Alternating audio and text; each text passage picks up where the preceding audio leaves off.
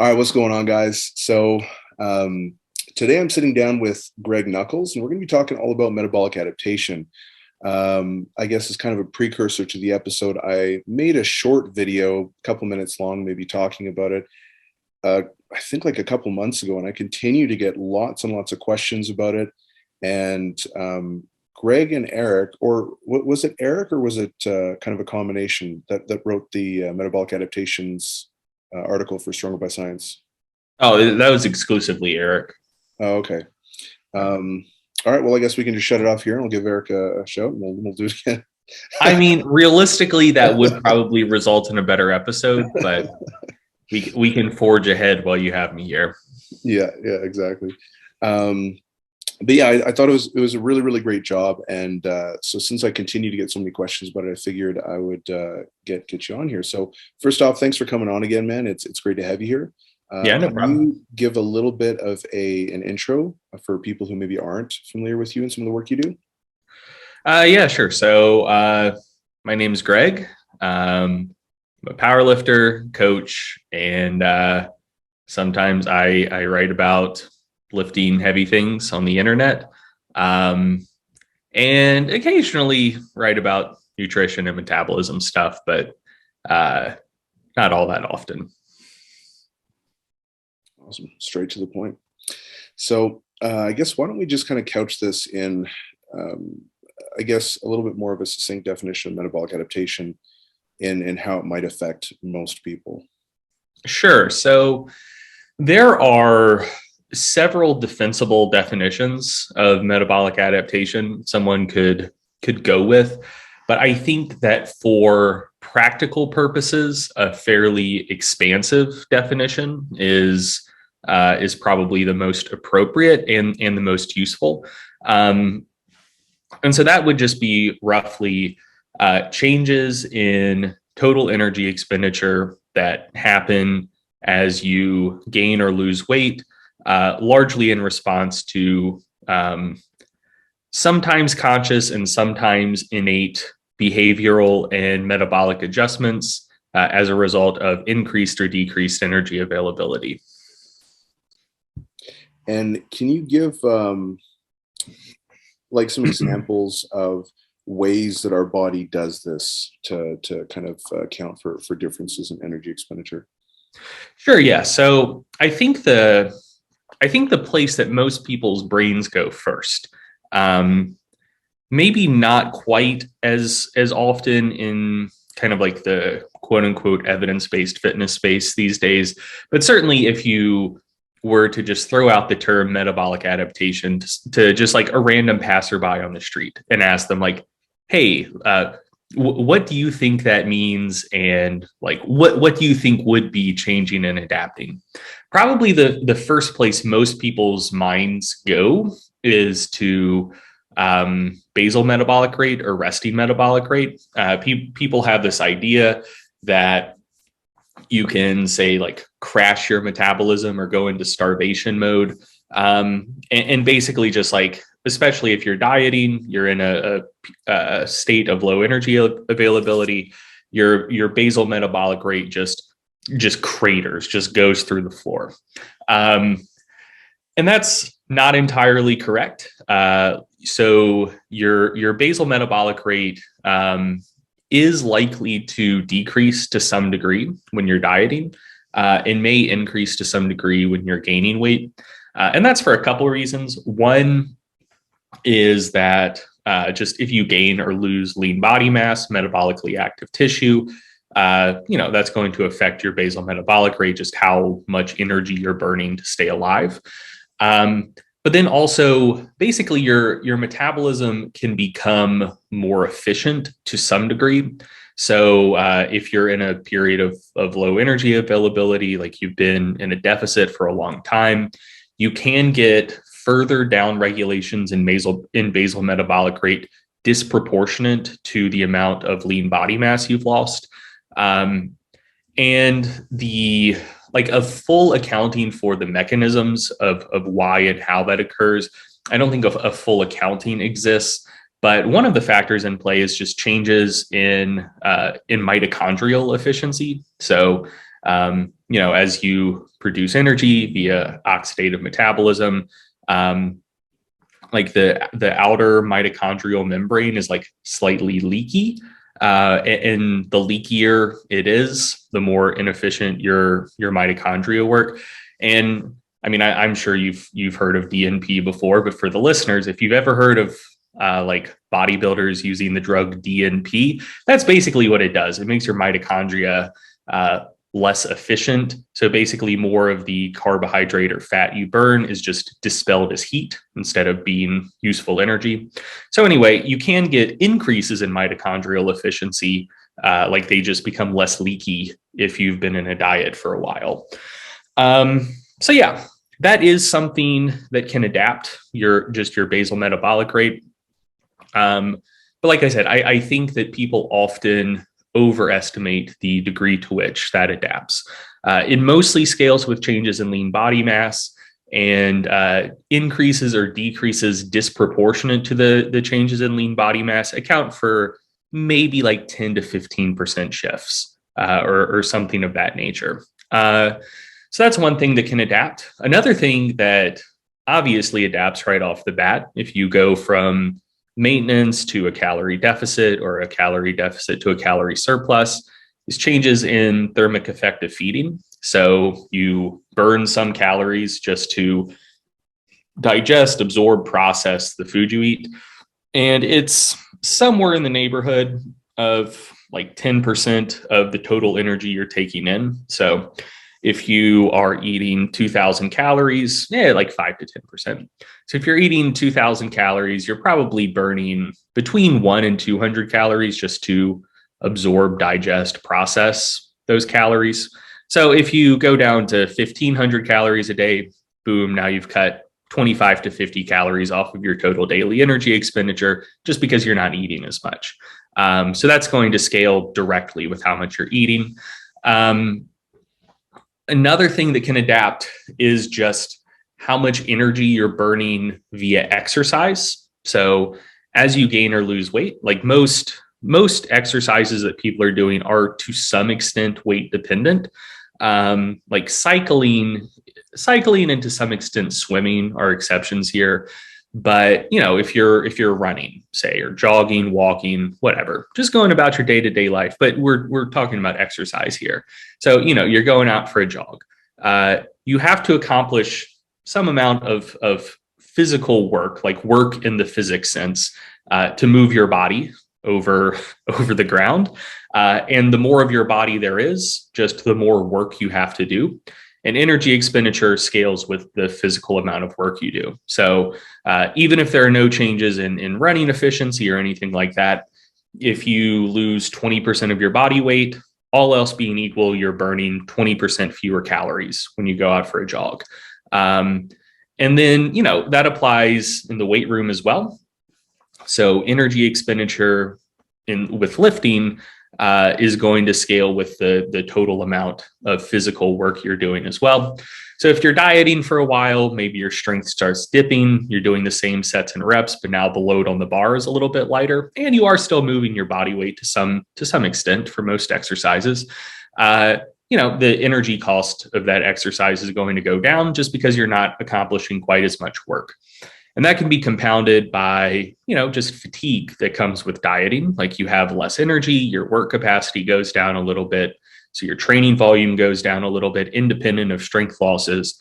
And so you're burning fewer calories during exercise. So that's something that can adapt as well. And the opposite occurs the opposite can occur if you're in a prolonged surplus. And then the last thing, and arguably the most important thing that adapts, is what's called NEAT, or non-exercise activity thermogenesis. And that's just the amount of energy you burn doing things that don't fall neatly into all of the other things I mentioned. So it's not basal metabolism. It's not strictly exercise. Like NEAT would be things like just walking around the house, burning energy to sit upright instead of lying down, just like maintaining posture, doing chores, whatever. And it's not thermic effective feeding. So basically, if something doesn't fall neatly into the BMR, TEF, or exercise buckets, it's probably NEAT. And that's where most of the adaptations occur. So, if you're, and I think that I think that adaptations in NEAT are important to understand because they're often the things that go accounted for the least. So, if you're, say, trying to track and quantify everything, you may be roughly tracking changes in body comp and being like, okay, I'm not losing lean mass. So like my basal metabolism should be fine. I know I'm getting a small decrease in TEF because, I'm eating less, but that shouldn't be a night and day difference. Maybe 100 calories, maybe 200 calories, not a huge change. I'm tracking my training. Like if I'm doing endurance training, like my mileage hasn't changed. Performance in the gym is up. I'm not cutting my training volume. So, everything should be the same. I should be burning about the same amount of energy as before. So cool. Like I should be in a deficit and not have to cut my calories all that much. But the thing you're not quantifying is NEAT, because that's incredibly hard to quantify. And that is that's where the vast majority of the adaptations occur. So, it could be as simple as, you're sitting on the couch, you're watching TV, and you're thinking like, should I get up and get a glass of water? Maybe if you had slightly more energy because you're not in a calorie deficit, you would go get that glass of water. But, it's the end of the day, you're feeling fatigued because you're in a deficit, and you're like, whatever. I'm just going to sit here, and when I have to get up and do something else, I'll get that glass of water, whatever, like save the steps. So it could be something as obvious as that. Or like I mentioned, like NEAT also includes like postural maintenance and things like fidgeting. So if you have more energy and you have like a desk job, and throughout the day, generally you sit with good posture and you fidget a little bit, and now you go to like slumping, like adopting a posture that doesn't take as much energy to maintain, and you stop fidgeting, that could account for a couple hundred calories a day that you just wouldn't even think about. So yeah, basically all components of total daily energy expenditure can adapt to caloric surpluses, caloric deficits, weight gain, weight loss. But all four of them can adapt, but probably adaptations to NEAT are generally the largest adaptations that you see. And they're also, I think, to many people, the most annoying because they're by far the most difficult to quantify. Mm-hmm. No, I feel like those are pretty great overview of everything. So one of the questions that I get a lot is how much variance is there from individual to individual? So for instance, like some people might lose 30 pounds and then they start kind of hitting that wall pretty hard. Other people might lose like 70 pounds and they're still going pretty strong. So what are some of the variables, or like, have you seen any of those differences, and what are some of those things to consider when you see differences between people who kind of hit that wall or start seeing a little bit more of an adaptive response at different benchmarks, I guess? Sure. Yeah. So can I answer that question a bit more expansively and just basically just talk about variance down every avenue? Is that cool? Yeah. Go ahead, man. Cool. Okay. So first things first, let's talk about variance just in basal metabolism. So there are equations that you've probably come across online. The Ketch-McArdle equation, the Cunningham equation.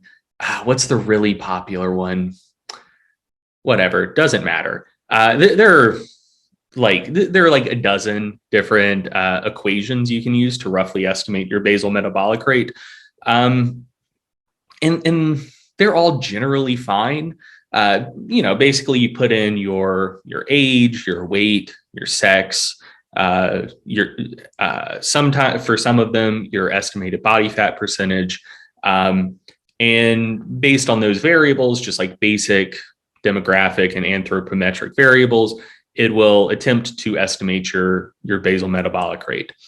And all of those equations are derived from population studies where essentially they take like research grade measurements of all of the things that feed into the equation.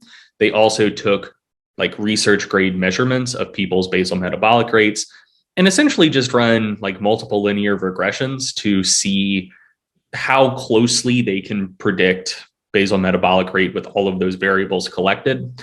And so like they work okay, but the whole point of those equations is just to get a rough general ballpark estimate. And I think people don't fully understand that. So the typical estimation error for all of those equations for a variety of populations tends to be something like 200 to 250 calories. So that's the typical estimation error. And, it can, for a single individual, it can be 400 or 500 calories worth of error. So if you take two individuals who have the same body composition, same age, same weight, same everything, where you would plug them into those equations and it would spit out the same number for their estimated basal metabolic rate.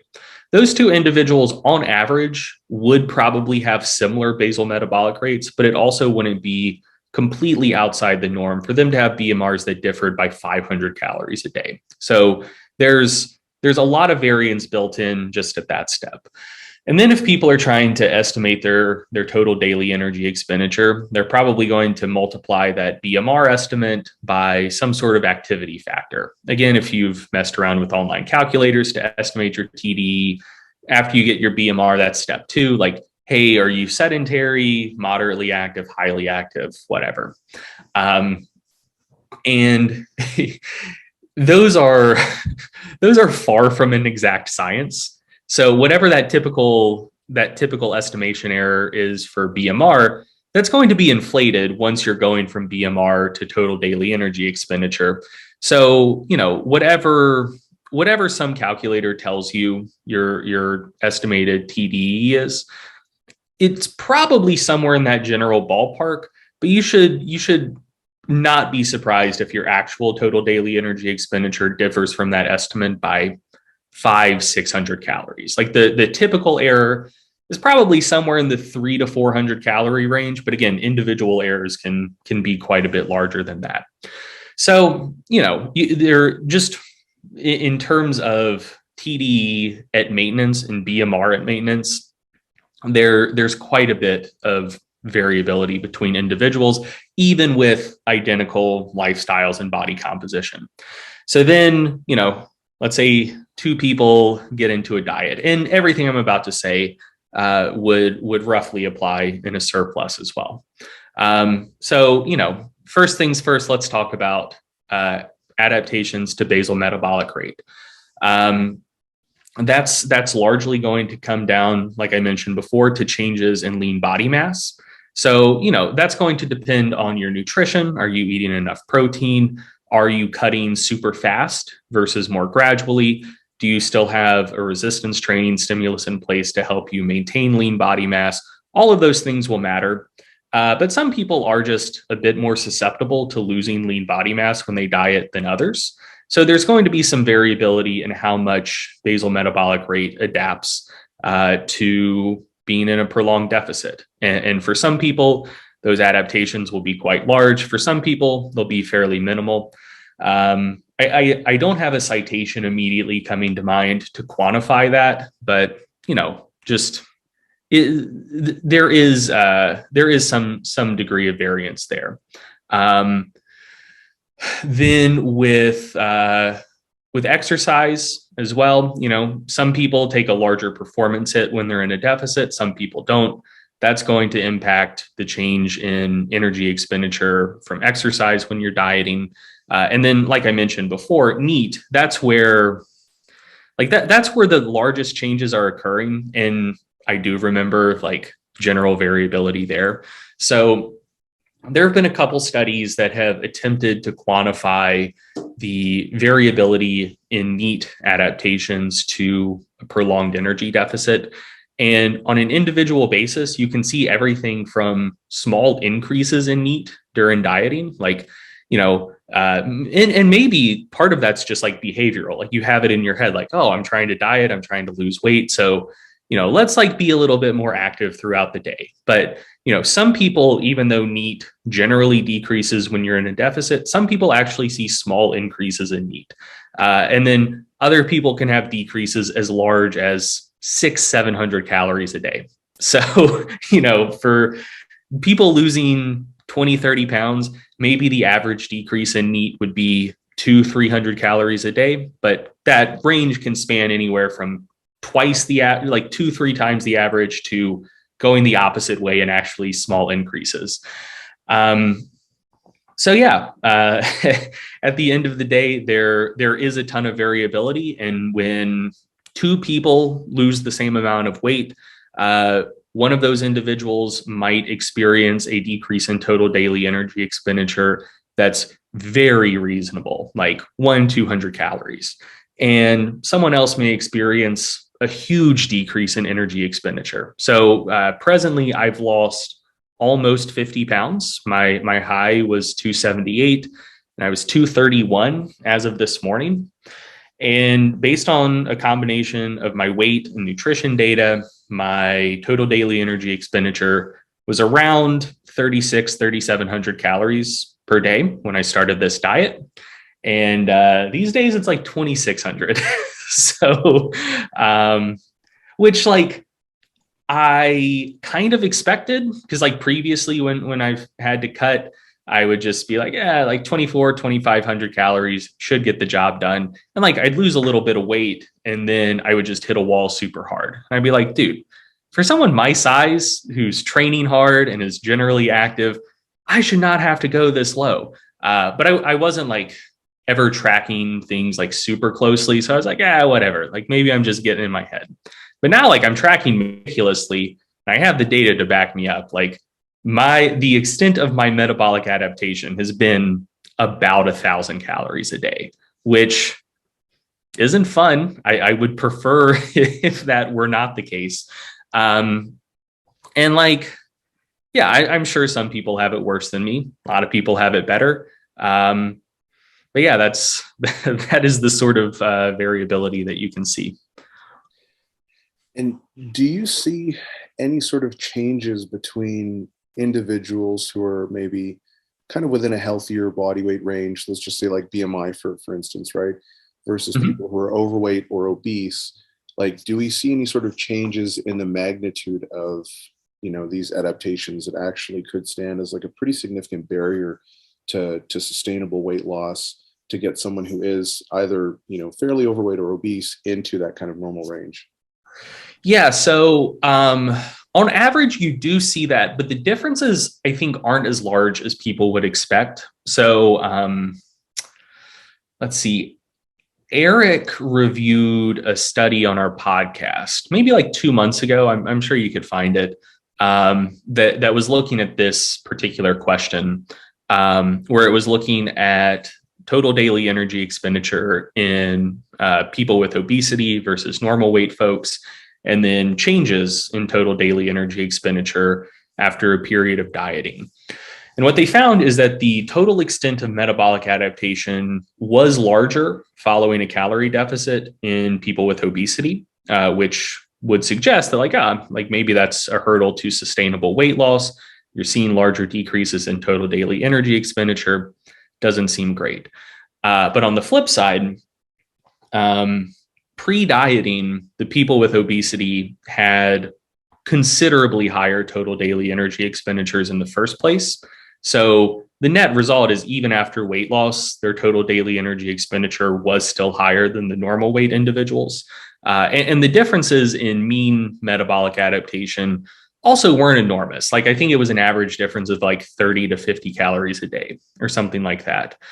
So yeah, like I do think that people who have obesity or are predisposed to obesity may have a slightly tougher shake on the total daily energy expenditure side of things, where maybe there are on average slightly larger metabolic adaptations to dieting. But I think that it's easy to expect that those differences are larger than they actually are. I don't think personally that that is the primary barrier to weight loss. Um, I think it's something that might contribute, but based on the research I've seen, the larger differences have to do with like differences in hunger and satiety, and maybe some behavioral stuff as well. Like if someone who is lean and has been lean basically their whole life, um, if they put on like 5 pounds over the holidays or something and say, yeah, I want to strip 5 pounds off, whatever. Let's go in a little deficit. They might have like they're going to experience increases in hunger in all likelihood, but they seem to be relatively constrained in magnitude.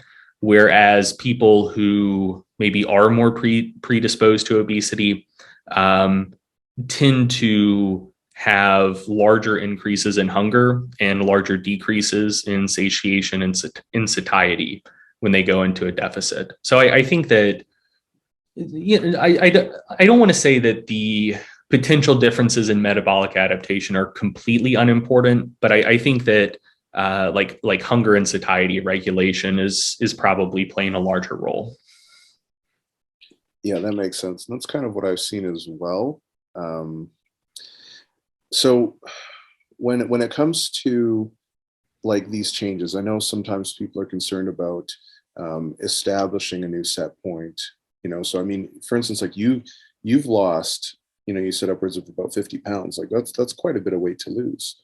Mm-hmm. And that's over the last year or not quite? Uh, so I started taking it more seriously about a year ago. I was like 266 at the time, so I'm down like 35 pounds in the last year. But my zenith was 278, and that was about 2 years ago. Okay. Yeah. So is there an issue in terms of like your body wanting to normalize back up to that weight, um, or have you seen any sort of changes like that? Where, because I know sometimes people are concerned that once you're dropping a substantial amount of weight, that your body's just going to kind of want to resort back to its initial starting weight, Mm-hmm. and that is an issue for some people. But how does that change, I guess, over time, especially when you are losing pretty significant amounts of weight? Yeah, so that is a real thing. And there are a lot of things that could be playing into it, but one of the primary factors seems to be leptin, which regulates hunger and satiety quite a bit. And so essentially, your leptin levels scale with both energy intake, but also body fat stores. So basically, the higher your leptin levels are, assuming similar leptin sensitivity, the less hungry you are and the more satiated you feel. Vice versa, if your leptin is lower. So so basically, your leptin levels seem to be influenced by and are also kind of like normalized to how much body fat you have. So as you lose body fat, your leptin levels decrease. And so as a result, if you kind of got used, like your body more or less got used to having a certain amount of fat and therefore a certain level of systemic leptin, you lose fat, leptin levels go down. You're just missing like the same levels of that metabolic cue for decreases in hunger, increases in satiation. And so your body is going to kind of naturally want to consume more calories and drift back up in weight. So that's a very real thing. And another factor that Deleu and colleagues in 2018 proposed in a review paper is that it might also be related to decreases in lean mass. Like your body seems to want to preserve and hold on to fat mass, but also lean mass as well. And one of the things they propose is that a potential mechanism for the risk of body fat overshooting during a refeeding period after someone has lost weight is, if you lose like let's say 5 pounds of muscle and 10 pounds of fat or something like that, your body is going to want to regain those 5 pounds of muscle. And absent any resistance training stimulus, maybe it's going to try to do it really quick.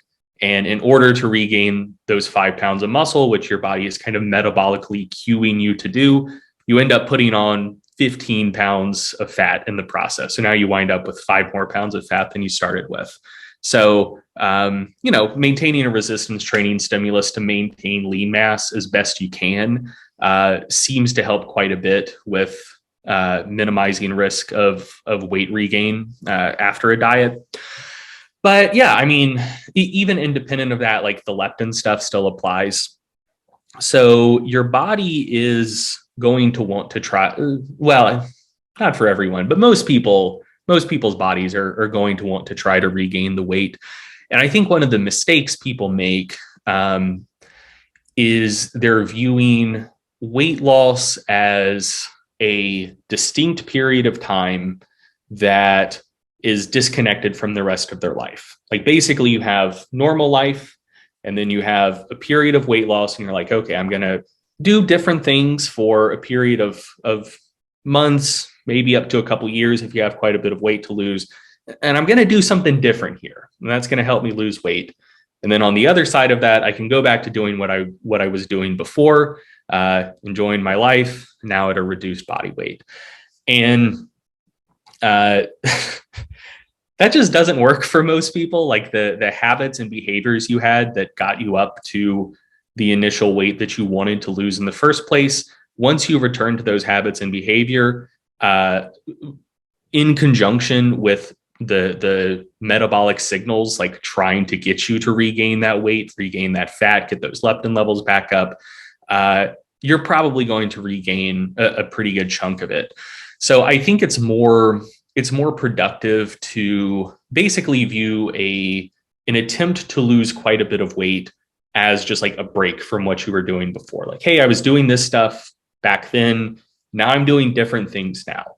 And once you've lost the weight you want to lose, the amount of calories that you can eat is going to increase, but a lot of the behaviors and habits that were necessary for losing the weight, you're probably going to have to carry forward most of them ongoing. So there's this thing in the US called the National Weight Control Registry, where basically if memory serves, I think it's a minimum of 30 pounds and kept it off for at least 2 years. You can hit up the researchers and say like, hey, I've met your criteria. If you're doing any studies on weight loss maintenance, hit me up. I'd be happy to provide data. So it's basically a large database of people who have successfully lost weight and kept it off.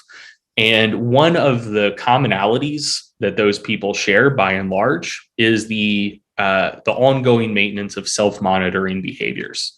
So most of them are either weighing daily or pretty frequently, or tracking their nutrition intake daily or pretty frequently. And yeah, like I think one of the mistakes people make is, you lose a fair bit of weight. There was probably weight tracking in that process. There was likely diet tracking in that process. And people don't like doing that. I don't like doing that. Like it's slightly annoying. But if those habits were the things that helped you lose the weight, if you get away from that all at once, there is a decent chance that you're going to regain a pretty decent chunk of it. And the same thing, like, I assume most people listening to this are frequent exercisers. But one of the other commonalities of people in the weight control registry is like most of them, and I think this is the strongest commonality in that cohort. Most of them exercise. And I think one of the things that people get a bit confused about is that exercise doesn't seem to be particularly good for independently losing weight. Like I think a lot of people in the general population are like, I'm going to start going to the gym. I'm going to take up jogging, and I expect to lose a ton of weight in the process. And for some people that works, but for most people it doesn't. And the research bears that out. Like exercise independently doesn't seem to result in all that much weight loss absent dietary modifications, but exercise is very important for weight loss maintenance.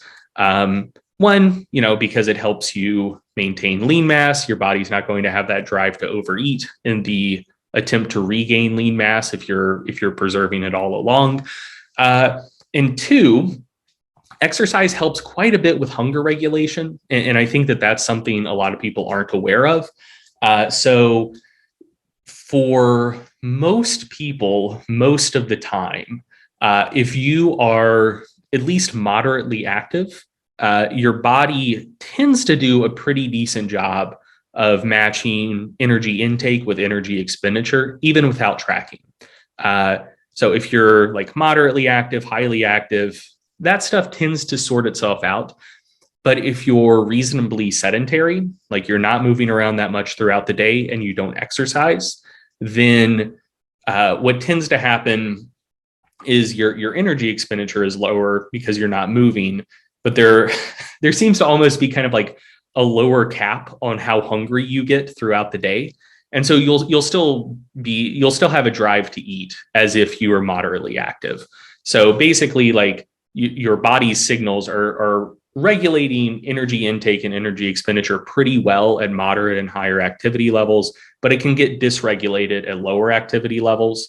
And so maintaining exercise, especially if you have a pretty sedentary job, seems to be very important. So I think one of the mistakes people make, and why like a lot of people, most people, if we're being frank, do regain a good chunk of the weight they've lost, is because maybe they took up some self-monitoring practices. They were weighing, they were tracking their nutrition. They started exercising, trying to lose weight. They were doing all of these things. They lost the weight. Then they said, cool, now I can abandon all of that and go back to living another way that I enjoyed more, which, like, no judgment. I am never going to ding anyone for having a good time. But yeah, I think that if you look at it as more of a break and it's like, okay, I'm going to adapt some habits to help me lose weight. And then once I've lost the weight, I'm going to have to maintain most of those habits moving forward. Like I can maybe eat another 300, 400, 500 calories per day, but most of the things that I was doing to help me lose weight, I'll probably have to carry forward as I'm trying to maintain the weight loss. So like there are like metabolic things pushing you to regain the weight, but there are also behavioral and habit-based things that influence your risk of regaining weight. And ultimately, we don't have that much control over the metabolic stuff. We have a lot more control over habits and behaviors. So I think those are the things that it makes more sense to focus on.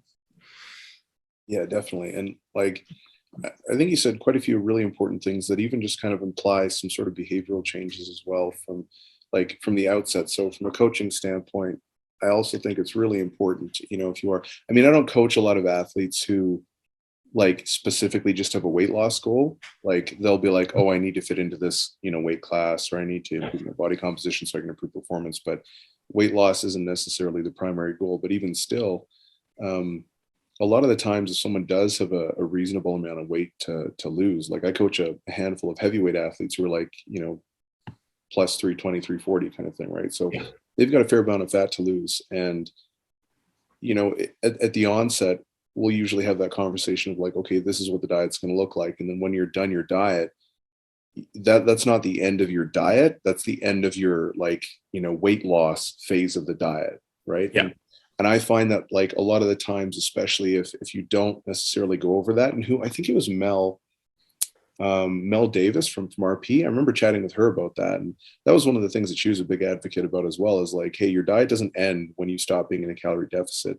You're still going. And I mean, if you kind of have that already sort of pre-framed, it makes things a lot easier. Whereas if you're like, oh my God, I only have 2 more weeks and then I'm done my diet, like, thank God. And then you're just going to kind of go ham.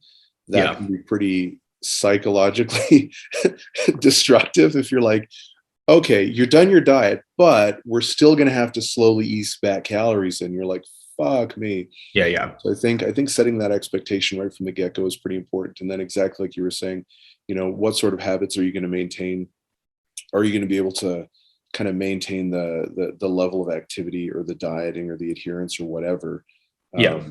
And so, there's a lot of behavioral confounders as well. And like, even if you are just less sedentary, even just from like a behavioral standpoint, the likelihood, like if you're not that active, the likelihood of you, binge eating at night, or just, eating out of boredom or whatever, I don't know, in my experience anyways, that stuff goes up as well.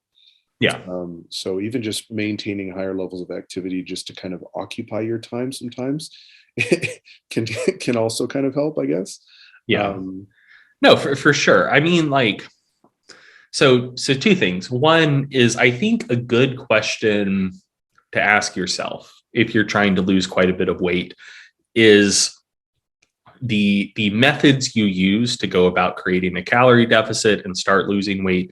You should ask yourself, these things I'm doing now, would I be happy doing them forever?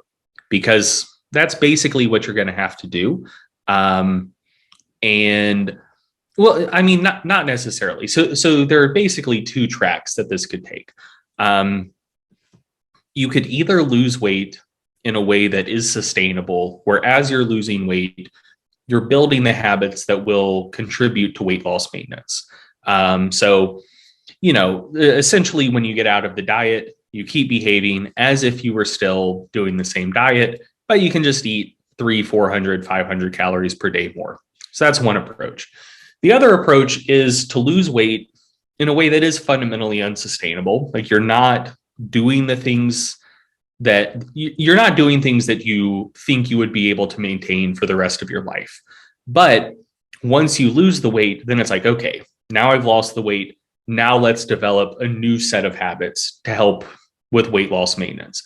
Both of those two things could work. The thing that doesn't work is losing weight in a way that is unsustainable. You're not developing habits in the process, and then just reverting to whatever you were doing previously. But yeah, I mean, ultimately, you need to develop the habits to maintain the weight loss, either as you're losing the weight, or make a really high priority of doing that after you've lost the weight. But it's going to have to come at one of those two times. And oh man, what? So what did you say? There was one more thing I wanted to respond to, and now I'm blanking on what it was. I mentioned like establishing expectations right from the get-go, and then like how certain behaviors can kind of carry over independently to either prevent or promote like adherence. Oh yeah. So I remember it was about low activity levels. So I think one of the things that people should be maybe more empathetic about, and I'm talking about kind of like naturally lean people here. I don't think people fully appreciate the variability in terms of how people just innately respond to the modern environment. And just like differences kind of like based on where you live. So there aren't many walkable cities in America. And so for the most part, if you want to do something just day to day, you're hopping in the car, you're driving, you're parking in a parking lot, you're walking 60 steps in the door. Like, if you want to be active throughout your day, either you have a somewhat physically demanding job, or you have to go out of your way to be active. Versus living in a walkable city where that just comes naturally. Like the grocery store is 4 blocks away. Like there's a bodega on the corner. All of the shops I want to go to are within walking distance, restaurants, whatever. My job's within walking distance, 20-minute walk. That's fine. Easier than taking a car. Don't want to pay for a cab. Like in a situation like that, like you're living in a built environment where some level of just day-to-day activity innately happens. And I think one of the things that can help that resonate with a lot of Americans is like most people who went to a 4-year college where they lived on campus gain a fair bit of weight after they graduate. And one of the reasons for that is like you live on campus, you're walking to classes, you're walking to the dining hall. Even if you're as lazy as you can be, unless you're just taking a ton of online classes, you're probably going to get 7,000, 8,000 steps a day just just going to your classes and doing the bare minimum that you need to do in that environment. You get out, you get into the real world. And if you did the bare minimum physical activity, maybe you'd only be getting like 2,000 steps a day. And so like, yeah, we live in a built environment that doesn't encourage activity. And so if you have a sedentary job, some people, they like, even if they're quite sedentary, their hunger and satiety cues still match energy intake with energy expenditure reasonably well. And so they think like, oh, man, it's easy to like maintain a healthy weight. I don't even have to think about it. Don't even have to exercise. But like other people just innately respond to that same environment very differently, where like, you know, if two people eat the exact amount that their body tells them to eat and whatever feels appropriate to them, one person might maintain weight, the other person might gain weight at a pretty decent clip. And so like when it comes to maintaining weight, losing weight, maintaining weight loss, the difficulty and level of effort it takes varies quite a bit person to person. And for the people for whom it comes easy, I don't think they fully internalize that. So, I mean, there have been times where I would like post a PR on Instagram and someone would just comment like, dude, why are you so fat? It's easy to lose weight. And I'd like go to their Instagram and see what they're lifting. And I'd be like, I could comment to you, why are you so weak? It's very easy to squat 700. Like it's not that hard. And they'd be like, well, I just don't have good genetics for lifting. I'm like, okay, generalize that, buddy. You know, like some people have things easier. Some people have, yeah. Like I just don't think people fully realize that. Like what comes easy for you and how your unique physiology responds to the modern built environment, food environment might be very, very different from someone else. Yeah, man, there's so much involved. So I just actually finished writing an article. It should be up sometime next week, about a lot of these things that kind of make weight loss so difficult. And like even one of the things you were talking about, right? Like differences in environment, like, and I'm sure you probably heard of the study as well. I don't remember the authors, but basically it was looking at like different demographics. So the Amish community versus kind of a typical Western community. And they were looking at rates of overweight and obesity, and they're substantially less, but then they compare step counts, and step counts were quite a bit higher going into that. That's not quite NEAT, but like NEPA, and a lot of people kind of blend the two. I sometimes just call it NEAT for simplicity's sake, but I mean, that's a pretty huge difference. And like, I remember my brother had a roofing company a long time ago, and I was helping him out. And like, I was like 265 roofing, which is brutal, but like I lost a ton of weight doing that because I mean, I'm having to go up and down, carry up bundles and stuff like that. But then I also weigh 265, and a lot of the other roofers, and they're like 150-pound crackheads, you know, and it's like, so it's, I mean, dude, so I have always historically struggled with my weight. Like I was a very fat kid growing up. But then like in middle school, it just kind of stretched out. Like I went from being one weight at like 4'9" to the same weight at 5'10", bigger frame, tended to work out. Started gaining some weight in high school. But then I got very into basketball and also got a summer job doing construction. And I'll tell you what, man, having a steady diet of construction and AAU basketball every weekend, dude, I lost like 20 pounds and it was effortless. I was like 150. And so, yeah, I mean, I think that my difficulty losing weight and maintaining weight would be very different if I had a different career or like lived in a place that required me to walk everywhere. But, you know, that's not, you know, the easiest or kind of like the most sweeping change to the modern world that might reduce obesity rates but just be like, get rid of cars, like just move towards walkable European style cities, and beyond that, public transport, but outlaw ownership of the private automobile.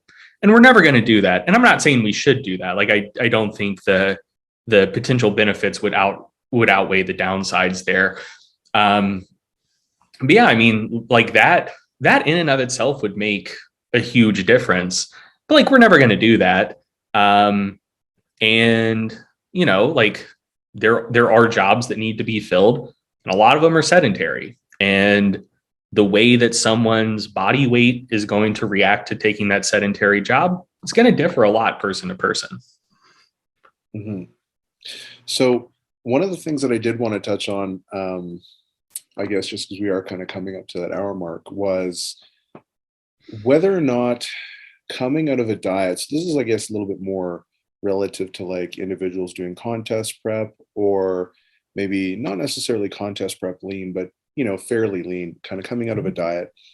I have spoken with several bodybuilders who have said that coming out of a diet or a deficit is like a really great time to put back on a bunch of muscle if you do it intelligently, because you're more sensitive and things like that. And I mean, anecdotally, it kind of makes sense. And I don't know, I guess I would just kind of like to see what your thoughts are on that. Yeah. So I'm sure people who listen to this will push back against what I'm about to say, because I've never been contest lean, don't have that kind of implicit authority to lean on. But what I can say is that's definitely not what you see in the research, both in terms of just kind of like generally what the body composition of people is after they've lost weight and start regaining it. They seem to disproportionately regain fat, which goes back to what I was talking about before with the body fat overshooting. Like, the amount you have to eat to regain the muscle you lose may result in disproportionate fat gain to kind of get back to where you were before. And also, there have been a handful of studies and a larger handful of case studies on contest prepping bodybuilders and physique athletes, body comp changes leading into the show, body comp changes after the show. And I mean, based on all of that, like, what you're just describing is not what you see. Like, people, so there is like an initial kind of spike in lean mass, which is almost entirely just rehydration and re-glycogen synthesizing, basically. But once that's kind of out of your system, people regain some of the muscle they lost, but you don't tend to see like overshooting on the muscle front where people wind up with way more muscle than they had before. And you see fat gain. And if anything, the rates at which people regain fat after they get stage lean seem to be considerably faster than the rates that people gain muscle. So it's not impossible that, and the one thing I'll note on that as well is most of the research and individual case studies are on natural bodybuilders. And I don't know what it's like for the other guys. Very well could be that you're in a state where you just respond really well to trend. I don't know. But at least for natural competitors, based on the research that exists, I think that people are misinterpreting visual feedback, which ultimately isn't the worst thing to misinterpret as a physique athlete, because like, you're trying to look good. And, so ultimately the mirror is what matters most.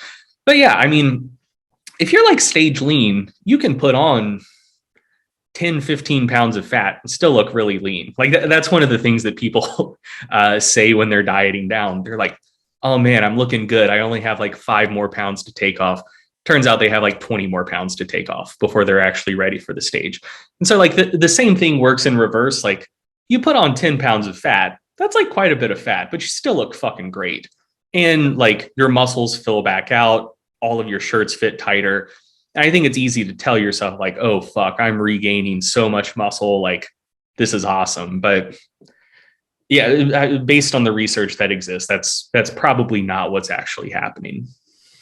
Yeah, that's a really good point. Because I mean, like, mechanistically, your internal environment seems like it would be a little bit more predisposed to put on fat versus muscle, like you said, at a faster rate. And then also the differences visually that you're seeing, because like I've known bodybuilders post contest where, you know, 3 days later they look better than they did on stage, and you're like, holy shit. And you're like, your biceps grew like 4 inches, you know what I mean? Yeah. But then, yeah, like because they were so lean, they could stand to gain a fair amount of body fat without it really impeding their physique, you know, unless you're actually talking to someone who's like really a high level guy who's like, oh no, you see this, you're a little too chubby here. But I guess I'm just kind of talking about yeah, when you're just talking about visually, that definitely makes a lot of sense. Yeah. So was there anything that maybe we forgot to touch on that you think is just sort of worth kind of commenting on? Yeah, so this may have been better for closer to the beginning of the episode than the end, because I feel like what I'm about to say, the people for whom it would be the most beneficial have probably tuned out by now. But I think that there's I think that people, when they're talking about this stuff, I think it's important to use language pretty precisely, because I think that not doing so leads to quite a bit of confusion. So, for example, if someone uses a TDE calculator and it says, oh, we estimate that your TDE is 3,000 calories a day. They start eating 2,500 calories a day, and maybe they don't end up losing any weight. So they might go on the internet and say, I was in a 500 calorie deficit and I didn't lose any weight. So like that's like a common confusion. And like, no, you weren't in a 500 calorie deficit. You just misestimated your energy expenditure by 500 calories. Like you didn't lose weight. Necessarily, that means you were at maintenance. Or similarly, just like people not accounting for metabolic adaptation, like they maybe find a calorie level that is letting them lose a pound a week, and that works pretty well for a month or two. And then eventually they plateau and they're eating the same amount. They're no longer losing weight. And then they say like, hey, I'm in a 500 calorie deficit and not losing weight anymore. Physics seems to be broken. But it's like, no, you were in a 500 calorie deficit, but the level of intake that resulted in a deficit before now has you at maintenance due to metabolic adaptation. And so I think that if we could just get it through people's minds that you only know if you were in a deficit or surplus after the fact, like, did what you were eating actually result in weight loss? If yes, then congrats, you were in a deficit. If it didn't, then you ate less, but eating less doesn't necessarily put you in a deficit. Like metabolic adaptation could have just absorbed all of that. And so you were at maintenance before, and cool, you're still at maintenance. Now it's just a lower maintenance, and you'll need to go even lower to be in a deficit. So yeah, like if people could just kind of make the mental switch to view weight gain as essentially synonymous with calorie surplus and weight loss as essentially synonymous with calorie deficit, and view things that way versus increases in calories either above what you were doing before or over what some calculator told you, viewing that as necessarily a surplus, and on the other hand, decreases as necessarily a deficit. If people stopped looking at it that way and more just looked at it kind of, hey, after the fact, did I gain weight? Cool, I was in a surplus. Did I lose weight? Cool, I was in a deficit.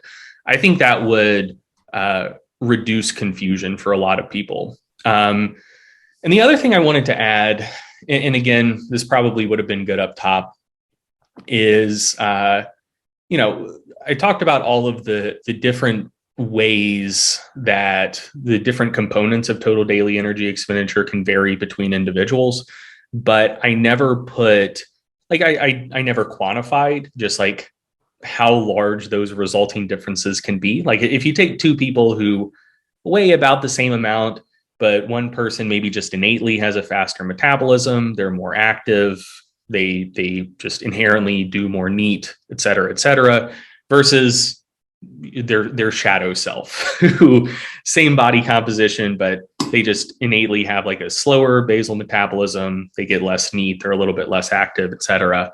There was a recent paper by Ponser and colleagues that the main point of it was to just look at changes in total daily energy expenditure across the lifespan, but it presents data in a way that allows you to basically just like look at a vertical of people who have the same lean body mass and look at the variability in total daily energy expenditure between like people who have roughly the same amount of body mass or lean body, well, both body mass and lean body mass, though lean body mass is probably more informative.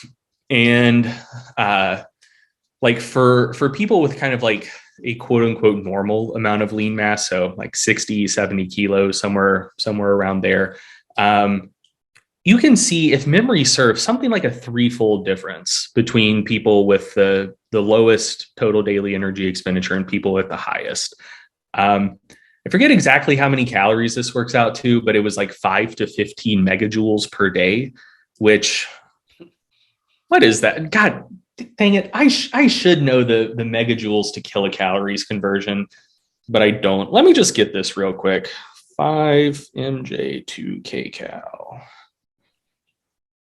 Okay, so yeah, that's like 1,200 calories. So, you know, even like discounting outliers, anything from like 1,200 to like 3,600, even up to like 4,000 plus calories per day. That's like normal. And so, and you know, so that's not just variability due to like basal metabolic rate, like that's taking lifestyle and everything else into account. But yeah, like you can easily see like a threefold difference from people with the lowest total daily energy expenditure at a given level of lean mass to the people with the highest total daily energy expenditure at the same level of lean body mass. So like in absolute and relative terms, the potential for variability is huge. And so, you know, if you go on Instagram and you see someone who's just fucking diced and they're like, man, you know, this ended up being a pretty smooth prep. I was still eating like 2,700 calories at the end of it, feeling great. And you look at them and you're like, you motherfucker, how do you look like that? And you're still eating 2,700 calories when I have 20 more pounds of fat to get off and I'm eating like 2,000 calories or under 2,000 calories. Is there something wrong? It's like, no, there's nothing wrong. It's unfortunate, but that's just a level of variability you should expect to see. And if anything, like you're the normal one and that guy's the freak, but a freak in a lucky way. Yeah, that's wild, actually. Like I knew that there is quite a bit of variability. I guess I wouldn't have thought that it would have been as high as like a threefold difference. That's pretty insane. But it's funny actually what you mentioned about the audio. One second. Is this just an audio podcast or audio and video? It's just audio. Ah, man. I'm pretty sure I have that paper pulled up, so I could have just shared my screen, but never mind. That's fine. It's all good. I can include it in the description or something. But yeah, it's funny how like people will say, oh, calorie deficits don't work for weight loss, you know, because I'm in a calorie deficit and I'm not losing weight. But then no one would claim the opposite. Like no one claims, you know, like if someone's gaining weight, everyone would be like, oh, it's because you're eating too much. Yeah. You know, but somehow the opposite isn't true. And it's just funny how it's kind of unilaterally applied like that, where it's like, oh, okay. But no, I think that's a great place to finish. I think you made some really, really great points, and it was a really interesting chat altogether. So where can people find you, Greg? Give me 1 second. I distracted myself. I was looking up that Ponser paper. I'm going to send it to you right now. It's on page 22 of the document, and it's figure S1. If you just wanted to put that in the show notes or something. But anyway, You can find me at strongerbyscience.com. If you are a person who likes podcasts, which I assume you are if you're listening to this, you can listen to the Stronger by Science podcast on Apple Podcasts, Spotify, or wherever fine podcasts are found. Let's see. If you enjoyed this stuff and you're thinking like, oh man, accounting for differences in metabolic rate and metabolic adaptation, blah, blah, blah, that seems very complicated. I don't want to do all of that math by hand for myself. What could I do? What do you know? We have a nutrition app called Macro Factor that you can check out on the App Store or Play Store that does make week-to-week calorie adjustments for you based on your nutrition and weight data. Very useful. It's been very helpful for me. And yeah, if you want to get in touch, probably the best place to do so. Whew, that's rough. I used to just give a long list, but as a result, I just spent all of my time just responding to messages on everything. And so I'm quite a bit harder to get up with these days. Your best bet would probably be the Stronger by Science Facebook group, though, or subreddit. Awesome. So all that stuff's going to be linked up in the show notes, guys. Definitely make sure you go give them a follow. And if you are using any sort of tracking apps, definitely check out Macro Factor. You guys have been crushing with that. That's been getting like a lot of publicity in like quite a few magazines actually being called out. Oh, thanks, man. Yeah, we're stoked about it. Actually, so there's a little bit too much hype and it's leading to blowback. So like on Reddit specifically, there are enough people in various fitness subreddits like recommending it and giving it rave reviews that sound like paid marketing that people like. I have seen it suggested that we're running like a surreptitious ad campaign that is against Reddit site rules. It's like, no, we're not. People just really like the app. Don't punish me for greatness. But what a problem to have. It's like the reviews are so good that we were pretty sure you're paying people to write them. There are too many good reviews that are too positive. Yeah, of all of the problems we could have, that is certainly not the worst one. That's awesome. That's awesome. Well, man, it's super cool to see more of this stuff kind of coming in and helping people, because I know like MyFitnessPal, I used that a long time ago, and it's been years since I've used that one. I just am like, that's way too inaccurate. So I don't really like using that one, but it's awesome to see, new tools and resources kind of coming out on a regular basis. Greg, man, thanks so much for jumping on. I appreciate it. Yeah, thanks for having me on, man.